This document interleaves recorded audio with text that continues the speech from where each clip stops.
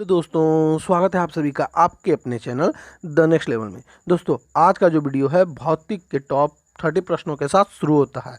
यह इस सीरीज का तीसरा वीडियो है। इससे पहले हमारे द्वारा 2 वीडियो अपलोड किए जा चुके हैं जो कि काफ़ी महत्वपूर्ण थे और इससे रिलेटेड आपके एग्जाम में ज़रूर से ज़रूर क्वेश्चन पूछे जाएंगे, क्योंकि मैं जो भी प्रश्न लेके आता हूँ वह MCQ बेस्ड में और सटीक पूछा हुआ प्रश्न ही लेके आता हूं। तो आप इन वीडियो को जरूर देखें और अपने दोस्तों में भी शेयर करें ताकि आपके दोस्त भी इस वीडियो का लाभ उठा सके। आपका ज़्यादा समय ना लेते हुए सीधा मैं इस वीडियो को शुरू करता हूं। आज का पहला प्रश्न है क्वेश्चन नंबर 1। न्यूक्लियर रिएक्टर में न्यूट्रॉनों को किससे आवंटित किया जाता है? तो यहाँ न्यूट्रॉनों को किससे आवंटित किया जाता है? तो यह किया जाता है मॉडरेटर द्वारा, यानी ऑप्शन नंबर बी इस प्रश्न का सही उत्तर हो जाएगा। दोस्तों, आप भी हमारे साथ आंसर करते रहें और वीडियो के अंत में जरूर बताएं कि आपके कितने प्रश्न सही हो रहे हैं। अब चलते हैं अगले प्रश्न की ओर। अगला प्रश्न क्वेश्चन नंबर 2।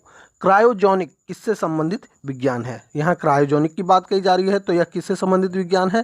तो यह है निम्न तापमान से संबंधित विज्ञान, यानी ऑप्शन नंबर बी इस प्रश्न का सही उत्तर हो जाएगा।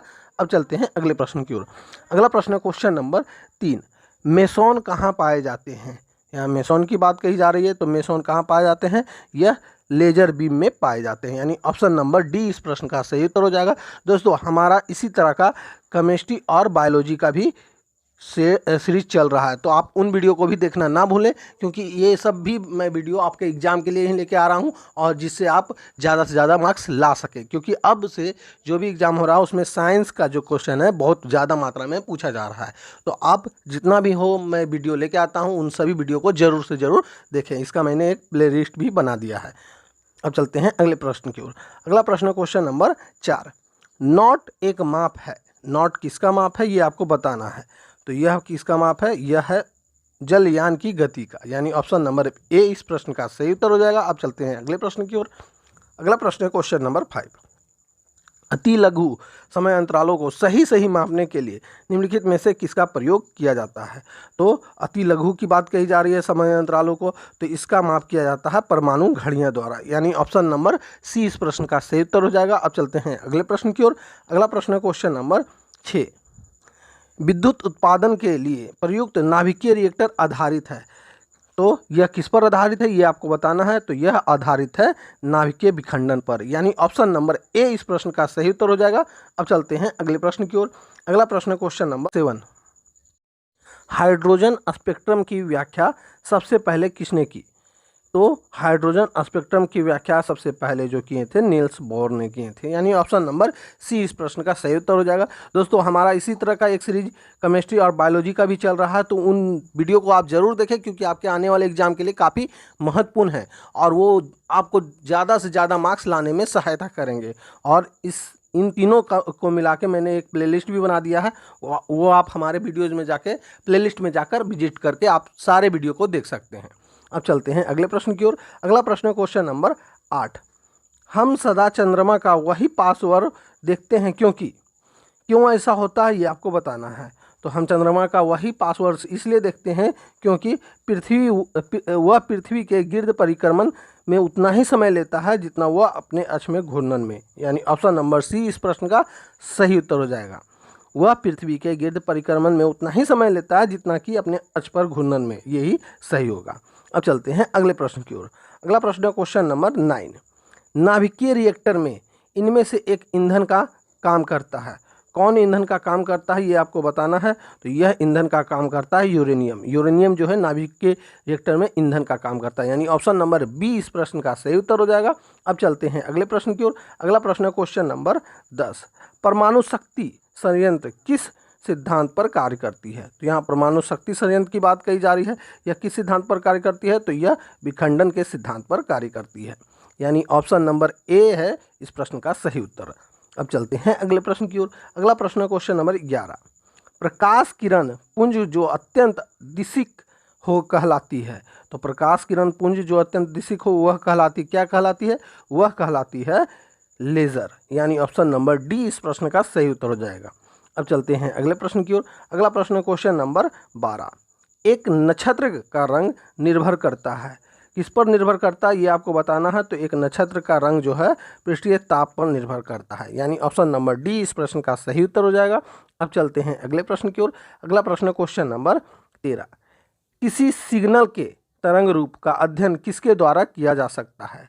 तो किसी सिग्नल के तरंग रूप का अध्ययन किसके द्वारा किया जा सकता है? तो यह किया जा सकता है स्वरमापी यानी सोनोमीटर के द्वारा, यानी ऑप्शन नंबर डी इस प्रश्न का सही उत्तर हो जाएगा। अब चलते हैं अगले प्रश्न की ओर। अगला प्रश्न क्वेश्चन नंबर 14, विद्युत चालकता की यूनिट क्या है? यहाँ विद्युत चालकता की यूनिट की बात कही जा रही है, तो इसकी यूनिट है महो, यानी ऑप्शन नंबर सी इस प्रश्न का सही उत्तर हो जाएगा।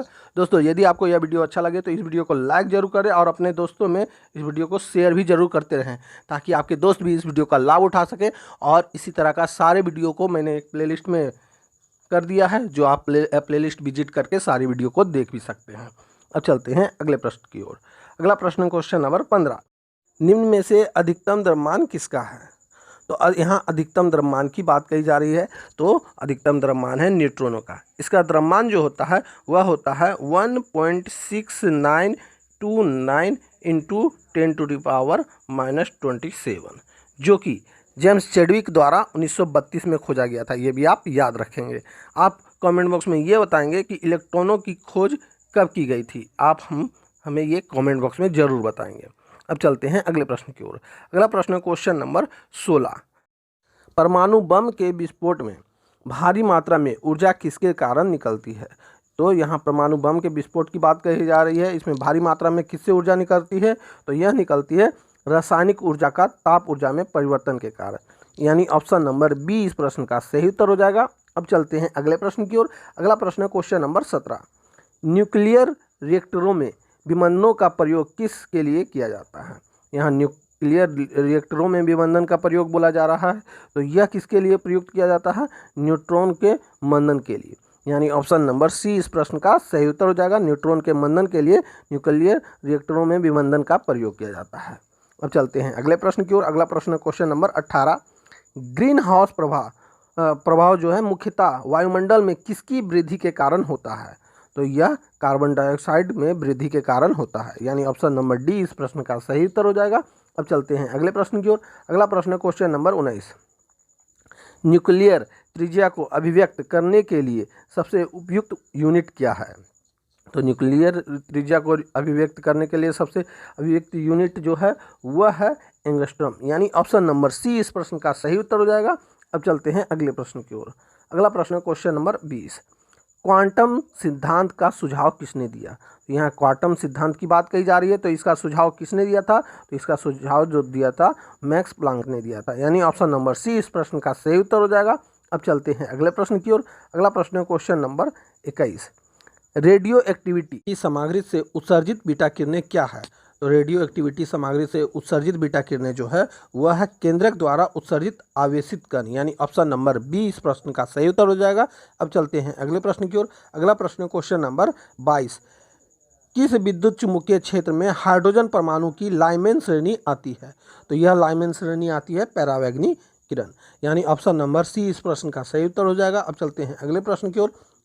अगला प्रश्न क्वेश्चन नंबर 23, पारसेक किसकी माप इकाई है? तो यहाँ पारसेक की बात कही जा रही है, यह किसकी माप इकाई है? तो यह है खगोलीय दूरी की, यानी ऑप्शन नंबर बी इस प्रश्न का सही उत्तर हो जाएगा। अब चलते हैं अगले प्रश्न की ओर। अगला प्रश्न क्वेश्चन नंबर 24, घटकों के बीच गुरुत्वाकर्षण द्वारा भारी मात्रा में एक साथ एकत्र हुए तारों, धूल और गैसों को क्या कहते हैं? तो घटकों के बीच गुरुत्वाकर्षण द्वारा भारी मात्रा में एकत्र हुए तारों और धूल गैसों को कहा जाता है मंदाकिनी, यानी आकाशगंगा, यानी ऑप्शन नंबर सी इस प्रश्न का सही उत्तर हो जाएगा। अब चलते हैं अगले प्रश्न की ओर। अगला प्रश्न क्वेश्चन नंबर 25, यदि कोई बम चंद्रमा पर विस्फोटित होता है तो वह पृथ्वी पर उसकी आवाज़ कितनी देर बाद सुनाई देगी? तो वह आवाज़ जो है पृथ्वी पर सुनाई नहीं देगी, यानी ऑप्शन नंबर डी इस प्रश्न का सही उत्तर हो जाएगा। आप विस्फोट की ध्वनि नहीं सुन सकते। अब चलते हैं अगले प्रश्न की ओर। अगला प्रश्न है क्वेश्चन नंबर 26, ओजोन जीवमंडल को डैश से बचाती है? तो ओजोन जीवमंडल जो है पैरावैगनिक किरणें से बचाती है, यानी ऑप्शन नंबर सी इस प्रश्न का सही उत्तर हो जाएगा। अब चलते हैं अगले प्रश्न की ओर। अगला प्रश्न क्वेश्चन नंबर 27, सुपरसोनिक जेट किस परत का विरल करते हैं? तो यहाँ सुपरसोनिक जेट की बात कही जा रही है, तो यह जो है ओजोन परत का विरल करते हैं, यानी ऑप्शन नंबर बी इस प्रश्न का सही उत्तर हो जाएगा, O3 परत। अब चलते हैं अगले प्रश्न की ओर। अगला प्रश्न है क्वेश्चन नंबर 28। न्यूक्लियर संलयन के दौरान निम्नलिखित में से क्या होता है? तो न्यूक्लियर संलयन के दौरान दो हल्के न्यूक्लियस मिलकर एक भारी न्यूक्लियस का निर्माण करते हैं, यानी ऑप्शन नंबर सी इस प्रश्न का सही उत्तर हो जाएगा। अब चलते हैं अगले प्रश्न की ओर। अगला प्रश्न क्वेश्चन नंबर 29। एक उड़ते हुए जेट में डैश होती है, क्या होती है उड़ते हुए जेट में? तो गतिज तथा स्थितिज ऊर्जा दोनों होती है, यानी ऑप्शन नंबर डी इस प्रश्न का सही उत्तर हो जाएगा।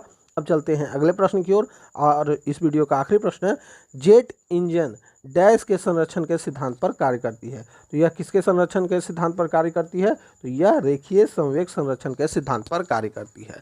तो दोस्तों यहीं पे हमारा यह वीडियो समाप्त होता है। उम्मीद है कि आपको ये वीडियो अच्छा लगा होगा और आपने हमारे पिछले सारे वीडियो देखे होंगे। तो अब मैं मिलूंगा आपसे अगली वीडियो में, तब तक के लिए जय हिंद, वंदे मातरम।